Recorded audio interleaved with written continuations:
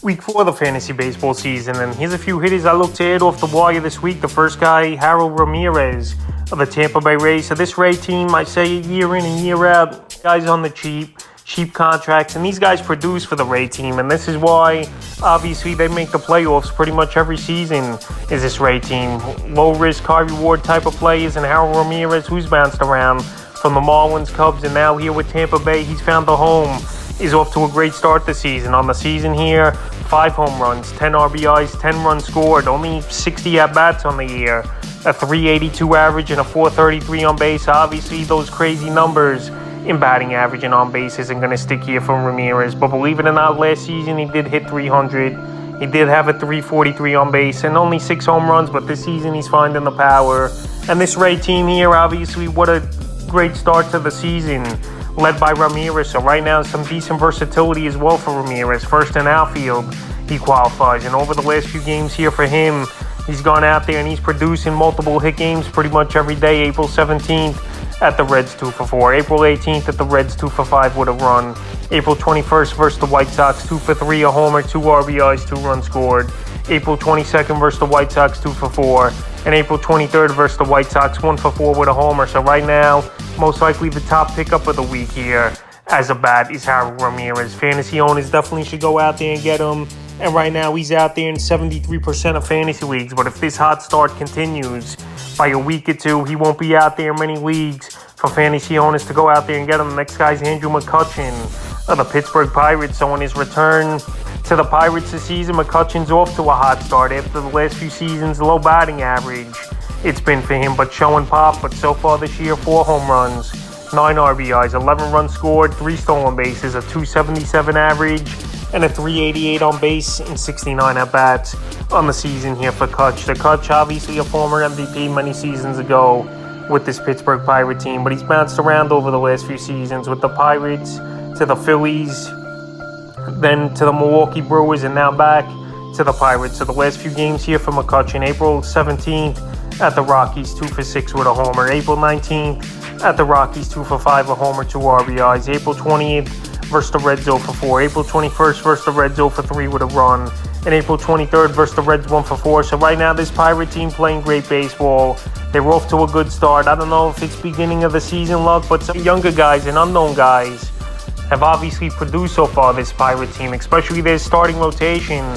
Ottavado, Velasquez has pitched great baseball, and even Rich Hill, the 43-year-old veteran, is pitching pretty solid. So right now, this Pirate team's playing good, and maybe McCutchen's leadership and his production is helping this team. So right now, while he's out there in 51% of fantasy leagues, and a guy you could use as a third outfield or utility player, I would go out there and get him this week. The next guy's J.D. Davis of the San Francisco Giants. So Davis is having a resurgent season with the Giants. After last season at the deadline, the New York Mets finally traded him away to the San Francisco Giants. And right now, Davis, he's out there in 48% of fantasy leagues, and he's off to a hot start. 4 home runs, 13 RBIs, 7 runs scored, a 306 batting average, and a 343 on bases. So far in the year we go, and Davis, he's getting more contact.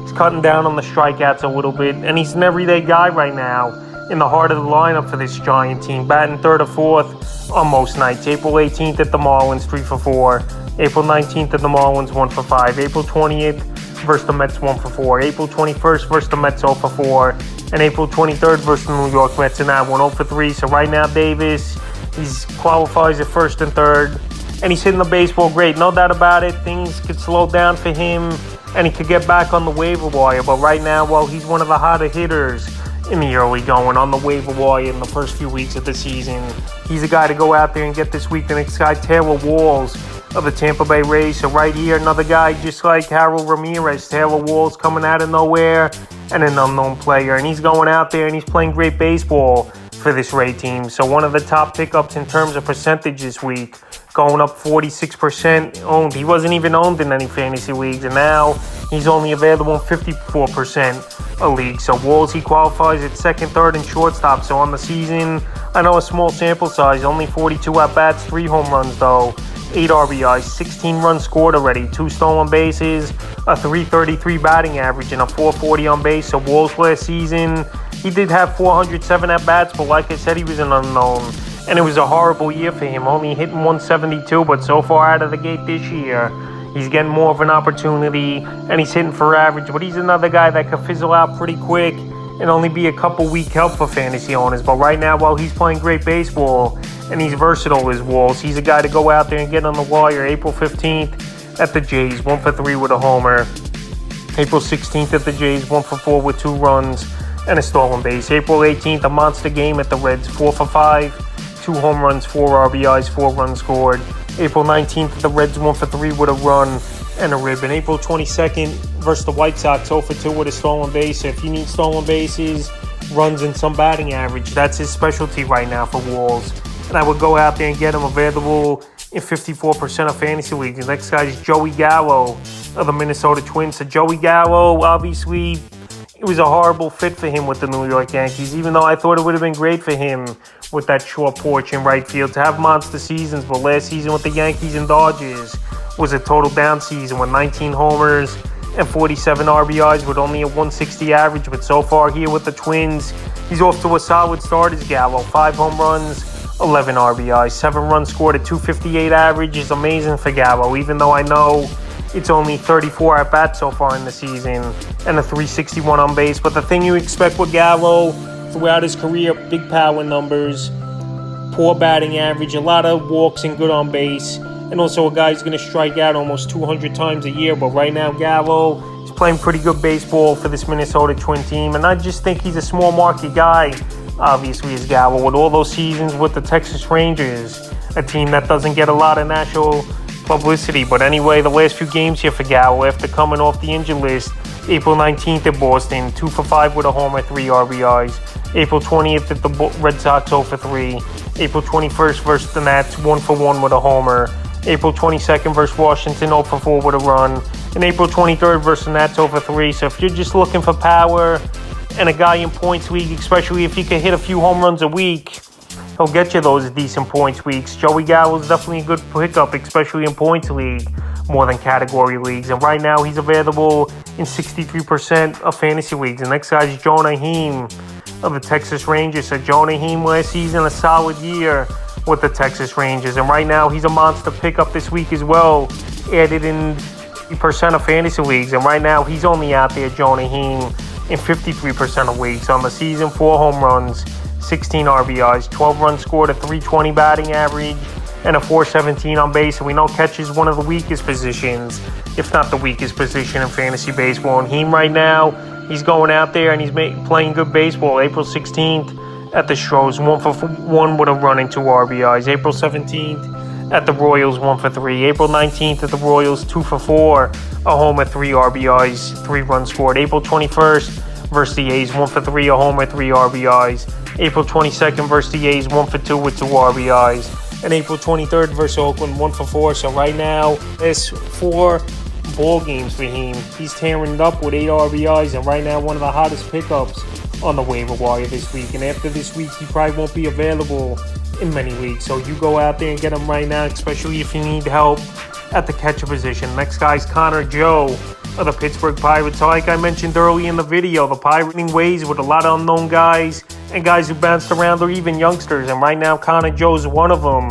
After last season, he did get off to a hot start with the Colorado Rockies, but he fizzled out. But right now, Joe available in 84% of fantasy leagues. On the season, 2 home runs, 8 RBIs, 13 runs scored, a stolen base, a 357 average, and a 446 on base. So right now, obviously, I know that batting average is way far-fetched and isn't going to keep up. But right now, Connor Joe, he's playing every day for this Pirate team. He qualifies at first and outfield, which is good versatility, and he's batting 3rd to 5th usually in the lineup. So right now, well, he's on a hot streak and playing good baseball. If he could do it for 2 or 3 weeks and then fizzles out, but he can help you in those couple weeks here, why not? So April 18th at the Rockies, 2 for 5 with a run. April 19th at the Rockies, 3 for 5, 3 runs and RBI. April 20th versus the Reds, 1 for 3 with a homer, 3 RBIs.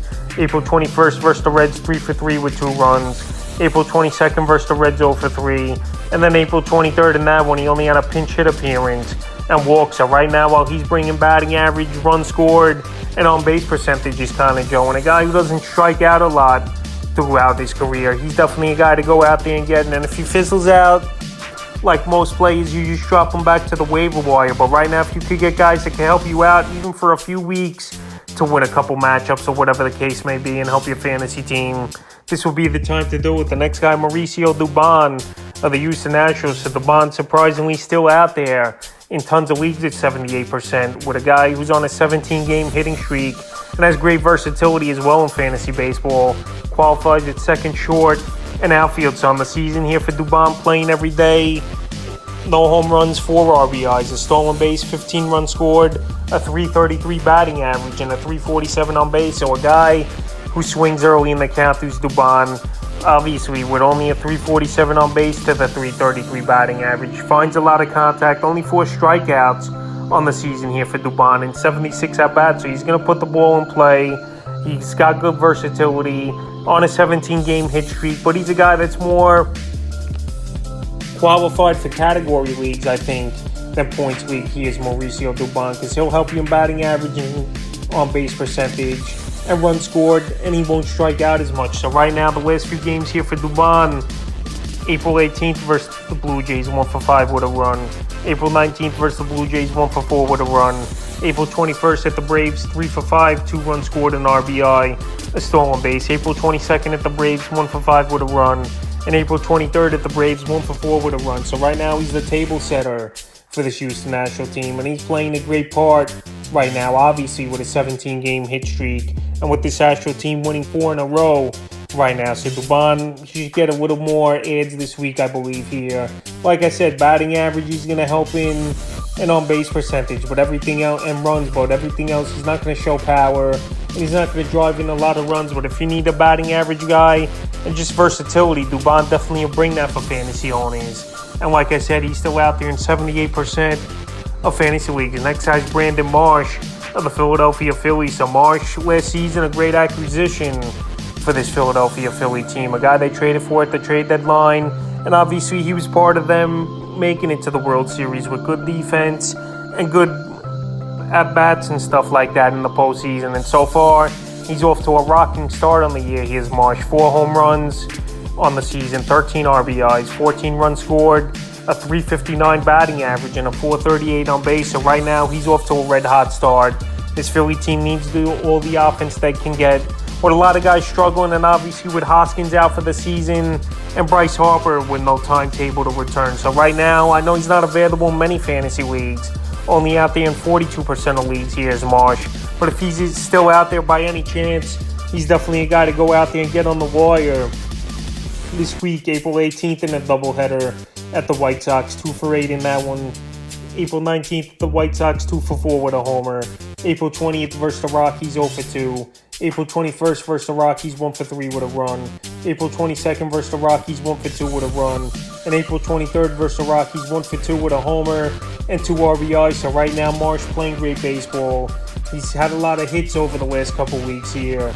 I don't think he's obviously going to keep up the high batting average, but power definitely is legit, especially in a small bandbox like Philly's home ballpark in Citizen Bank. So right now, Brandon Marsh, definitely a guy to go out there and get. And like I said, if you're lucky enough to be in one of the leagues where he's still out there in the 42% of leagues, this is the time to get him before it's too late. And the final hitter I look to get on the wire this week here is Brett Baty of the New York Mets. So Brett Baty, one of the top prospects in all Major League Baseball, and he was tearing up AAA in the last few weeks here. Before the Mets called him up, he had 6 home runs already, hitting over 400. So far, with the big club in the early going, 5 for 21 with a run scored, 2 RBIs, a 235 average, and a 278 on base. So Baty, obviously it's not AAA anymore, but like I said, one of the top prospects in the Mets system.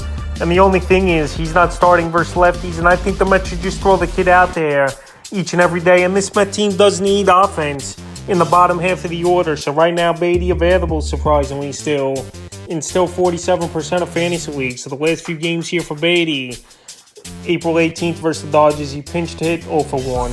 April 19th at the Dodgers, 0 for 3. April 21st at the Giants, 1 for 5. April 22nd at the Giants, 2 for 4 with a run. And April 23rd at the Giants, 1 for 4. So right now, at least he's going to hit a game, it seems like, over the last few ball games. Here's Brett Baty. But the at-bats and the reps he needs, obviously, for this Met team And right now, if I'm the Mets, I'm pretty much starting them each and every day. And if Beatty can't get the job done, then you might have to go back to Escobar. But the Mets should give him at least a few weeks to a couple months of almost everyday play. And like I said, he was tearing up AAA, and it was time for him to come up, and we'll see what he could do. I know last season he had a cup of coffee in the majors in 38 at-bats, and he didn't do much, obviously. He hit 184, but now with a real opportunity, we'll see what he could do, and maybe get help fantasy owners and the New York Mets. So that's a few hitters I look to add here in already week 4 of the fantasy baseball season.